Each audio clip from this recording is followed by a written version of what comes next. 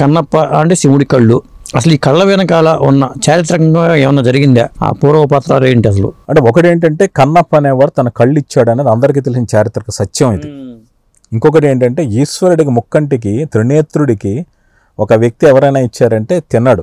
కానీ దానికన్నా ముందు నేను చదివిన ఒక పురాణం, మోస్ట్లీ శివపురాణం అని నాకు గుర్తు, తప్పైతే నన్ను క్షమించండి.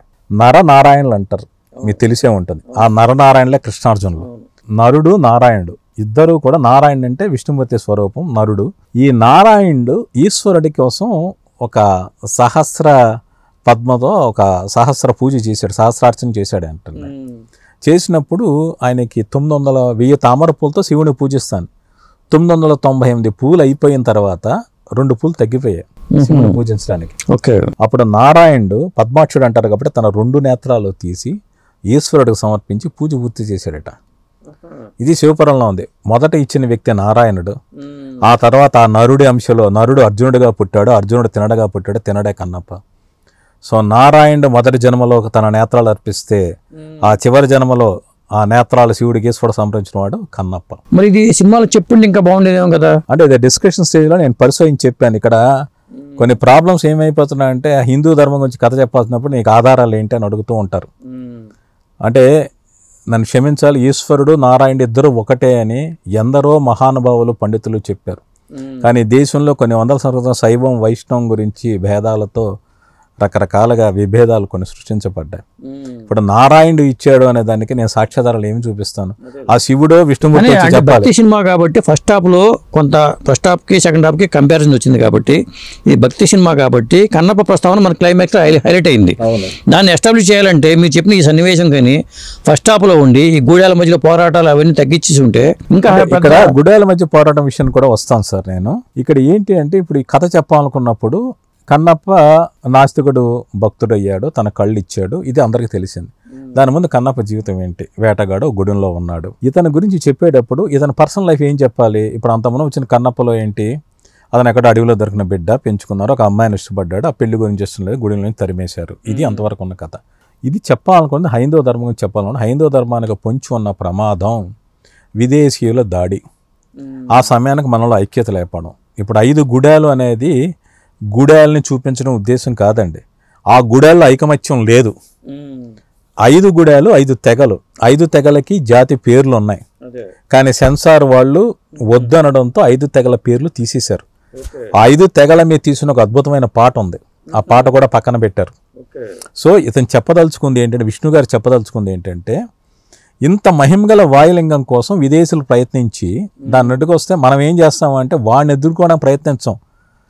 నీవు గొప్ప నేను గొప్ప ఎవడ చేయాలని కొట్టుకు చస్తూ ఉంటాం. అందువల్లే ఈ దేశాన్ని ఇంతమంది విదేశీయులు దురాక్రమణ చేసి మన హైందవ ధర్మాన్ని ఆలయాలను ధ్వంసం చేశారు. ఎక్కడి నుంచి వచ్చిన గజనీ మహమ్మద్ సోమనాథ్ దేవాలయాన్ని ముక్కలు చేసి ఆ పవిత్రమైన జ్యోతిర్లింగాల్లో ఒకటైన సోమలింగాన తన కాలి కింద మెట్ల కింద వేసుకున్నాడు అతను. ఎందుకు? మనలో ఐకమత్యం లేకపోవడం వల్ల. తర్వాత 7% వచ్చిన తురుష్కులు కావచ్చు, ఆఫ్ఘనిస్తాన్లు కావచ్చు, లేక వేరే ప్రాంతం నుంచి వచ్చిన యూరోపియన్స్ కావచ్చు, వీళ్ళందరూ మన కల్చర్ని నాశనం చేశారు. అలా వచ్చిన వాడు ఈ విలన్ గాంధార దేశపు కాలాముకుడు. ఇక్కడ గాంధార దేశం అంటే ఆఫ్ఘనిస్తాన్.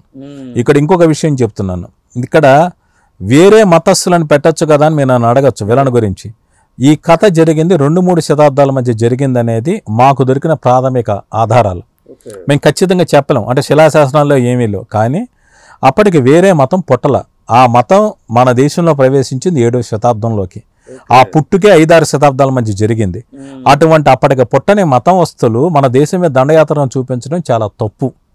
అందువల్ల ఆ పాయింట్ పక్కన పెట్టి గాంధార దేశం అంటే ఆఫ్ఘనిస్తాన్. సో అక్కడి నుంచి వేరే ఒక అతను వచ్చాడు, ఈ విగ్రహాన్ని ఎత్తుకెళ్ళిపోవడం అనుకున్నాడు, శివలింగాన్ని ఎత్తుకెళ్ళిపోవడం అనుకున్నది మా కథలో చెప్పింది. కథలో చెప్పింది ఫస్ట్ హాఫ్ కూడా కథకు సంబంధం లేదని కొంతమంది భావిస్తున్నారు, కానీ తప్పు.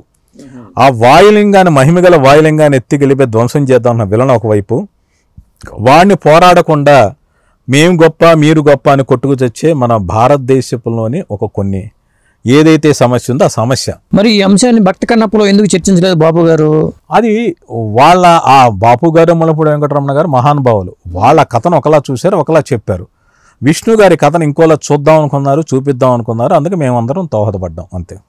అంటే ఇప్పుడు ఒక మాట సార్, ఒక ధర్మాన్ని కాపాడాలంటే మన గుడికి వెళ్ళి పూజిస్తే కాదు, ఆ ధర్మానికి వ్యతిరేకంగా ఉండే వాళ్ళందరితో కూడా మనం పోరాడాలి, ఐకమత్యంగా ఉండాలి. హైందవ ధర్మం ఒకటే, అందులో కులాలు లేవు, వర్గాలు లేవు, ప్రాంతాలు లేవు.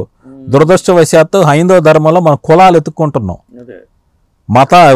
ప్రాంతాలు ఎత్తుకున్నాం. అందువల్లే కొంతమంది నన్ను క్షమించాలి, కొంతమంది ఈ ధర్మాన్ని వదిలి వేరే ధర్మాల వైపు ఆకర్షితులు అవడం కారణం కూడా ఇదే కారణం. అది ఇంత సమస్యని ఆయన చెప్పడానికి ప్రయత్నించారు విష్ణు గారు. అది ఆడియన్స్కి ఏంటంటే 5 గుడాలు తెగలు వాడెవడో వచ్చాడు, ఇది యాక్షన్ సేక్ యాక్షన్ కాదండి, ధర్మం కోసం. అంటే ఇంకొక విషయం, అతను నాస్తికుడు అయినా కూడా ధర్మం కోసం పోరాడాడు అతను. అందువల్ల ధర్మాన్ని నమ్మిన వాళ్ళు ఇంకెంతమంది ఎలా పోరాడాలి, ఇది సినిమాలో చెప్పదలుచుకున్న పాయింట్. అంటే చాలా మంది 3 గంటల 6 నిమిషాల సినిమా అవసరమా అనే ఒక విమర్శ ఉంది, ఇది మీరేమంటారు? అంటే ఈ కథకి ఇంతే ఉండాలి, ఈ కథ కనుక కాదండి. ఒక కథకుడు దర్శకుడు ఈ కథను ఎంతలా చెప్పాలనుకున్నా అంతలా చెప్తారు. ఇంకా ఏంటి అంటే ఇంకొంత ఫుటేజ్ ఉంది ఎడిటింగ్ రూమ్ లో ఉంచింది. సో అది మేబీ ఓటీటీ ప్లాట్ఫామ్ లోకి వస్తుందో రాదో నాకు తెలియదు.